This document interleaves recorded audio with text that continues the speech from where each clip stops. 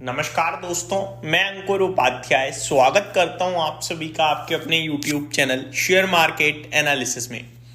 दोस्तों, वैसे तो इस समय कुछ भी ले रहे हैं तो नुकसान हो रहा है क्योंकि बाजार सपोर्ट नहीं कर रहा है। आज हालांकि 100 पॉइंट्स ऊपर निफ्टी जरूर देखने को मिल रहा है, बट ओवरऑल अगर आप मार्केट देखें तो थोड़ा सा खराब है। इस समय माहौल थोड़ा सा खराब है, सेंटीमेंट्स थोड़े से वीक हैं और एफआईआईज की सेलिंग रुकने थमने का नाम नहीं ले रही है।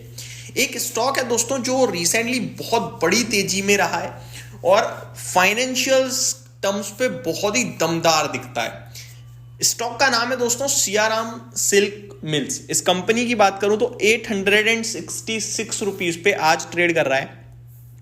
एक वीक का हाई है इसका अराउंड 934 का, और एक महीने, इनफैक्ट एक महीना भी नहीं, 17 दिसंबर को इस स्टॉक ने लगभग 1150 रुपए के हाई लगाए हैं। एग्जैक्टली बोलूं तो 1175 के, और वहां से देखा जाए तो अराउंड 300 रुपए से ज्यादा ये शेयर टूट चुका है। यानी ऑलमोस्ट आप कह सकते हो 25-30% के समथिंग की डिप आ गई है अपने टॉप पॉइंट से। एंड कमाल की बात यह है कि ये स्टॉक अपने सपोर्ट्स पे पहुंचा है। मैं आपको बताऊंगा इसमें जो जर्नी शुरू हुई थी तेजी की, वो शुरू हुई दोस्तों करीब अक्टूबर की स्टार्टिंग में, जब इस शेयर का भाव था 480 रुपीज पे। और इसके बारे में मैंने 400-450 रुपए पे भी एक बार फाइनेंशियली आपके साथ शेयर किया था ऐसे, बट उसके 3-4 महीने तक कुछ किया नहीं, फिर हम सब भूल गए, मैंने भी दोबारा वीडियो नहीं बनाई। लेकिन अक्टूबर 1, 2024 480 रुपीज से इसमें मूव आना शुरू होता है। मूव आता है 540 तक, फिर पूरे अक्टूबर 15 अक्टूबर तक ही मूव आ जाता है। फिर पूरे अक्टूबर ये कंसोलिडेशन दिखाता है, 500 रुपए आता है गिरकर, और फिर दोबारा मूव शुरू होता है जो नवंबर 10 तक इस शेयर को 700 रुपए पहुंचा देता है। फिर पूरा नवंबर कंसोलिडेशन में रहता है और लो लगाता है इस बीच में 670 के समथिंग। फिर मूव आता है स्टॉक में 770 एंड देन स्टॉक 860 आ जाता है 3 दिसंबर को।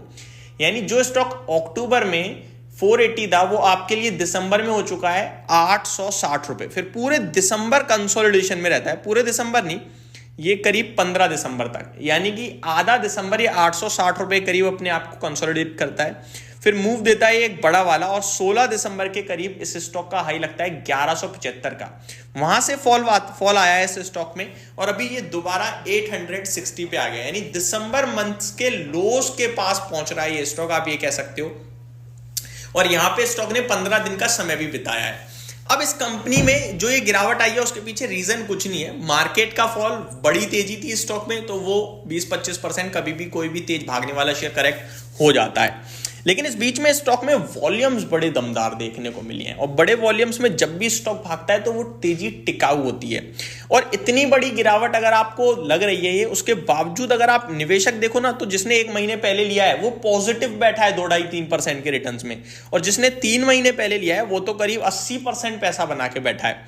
यही स्टॉक का एक लेवल है जहां पे ये स्टॉक रुकना चाहिए। आई थिंक 860 to 850 ये सपोर्ट के रूप में काम करेगा। इनकेस ये ब्रेक करता है तो अगला लेवल 770 का है सीधे, यानी 850 के बाद सीधे मुझे 770 दिखता है, और 770 अगर ब्रेक हुआ तो 680।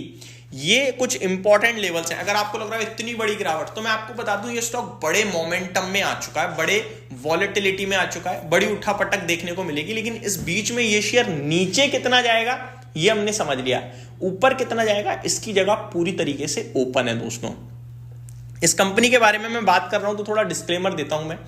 डिस्क्लेमर ये है दोस्तों कि इस तरीके के स्टॉक्स ना काफी हाई बीटा हो जाते हैं। इस बीच में अगर हम बड़ा पैसा लगा दें या खरीद लें तो हो सकता है हमारा डिसिप्लिन टूट जाए। इसलिए अगर कोई भी इस स्टॉक को देखे, पढ़े, समझे, तो पूरी तरीके से स्टडी करने के बाद भी अगर आप लेने का फैसला लो तो थोड़े कम अमाउंट में ही लीजिएगा, क्योंकि जैसा कि मैंने कहा वॉलेटिलिटी इतनी ज्यादा हो सकती है कि शायद आप हैवी लॉस देखकर बेच दो या हैवी प्रॉफिट देखकर जल्दी निकल जाओ।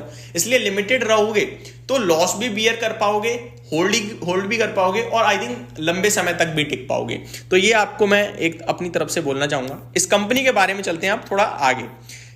कंपनी की बात करें तो करीब करीब 4000 करोड़ का मार्केट कैप है इस कंपनी का, एग्जैक्टली 3900 करोड़ का है। इस कंपनी के पास करीब 1100 करोड़ के रिजर्व्स हैं, 1200 हैं इनफैक्ट। तो 4,000 करोड़ के टोटल मार्केट कैप में 1,200 करोड़ के तो रिजर्व हो गए, बचा 2,800 करोड़ जो कंपनी का बिजनेस हो गया एक तरीके से आप कह सकते हो।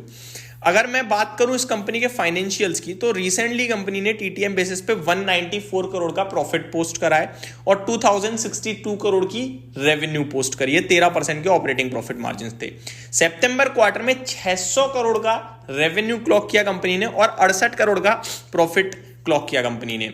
अगर वैल्यूएशन टर्म्स में देखूं 20 के मल्टीपल्स पे मिल रहा है और मीडियन पी इंडस्ट्री का 29 का है, तो सस्ता भी है, कोई महंगा नहीं लिखता। हालांकि सियाराम सिल्क मिल खुद के वैल्यूएशन टर्म में देखा जाए तो ये ज्यादा महंगा कभी ट्रेड भी नहीं करा है। 5 साल का मीडियन पी इस कंपनी का खुद का 12 का है, उसके सामने 20 तो महंगा लगने लगेगा काफी इन्वेस्टर्स को। और अगर मैं 10 साल का भी देखूं तो वो भी 12 का ही है, तो ये स्टॉक कभी ज्यादा महंगा ट्रेड करा ही नहीं है एक्चुअली में, इसी वैल्यूएशन या फिर इससे सस्ता ही रहा है, ये थोड़ा सा नेगेटिव पॉइंट है।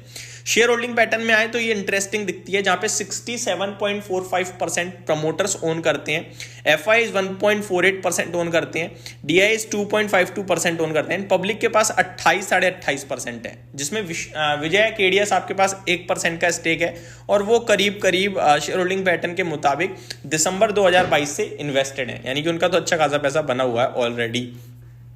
तो ये कंपनी की डिटेल्स थी दोस्तों जो मैंने आपके साथ शेयर करी।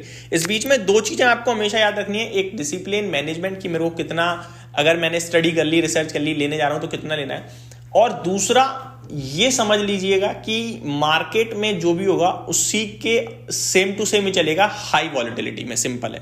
तो ये मेरी तरफ से आपके लिए वीडियो थी, उम्मीद करता हूं जानकारी पसंद आई होगी। Thank you so much for watching this video, have a great day guys.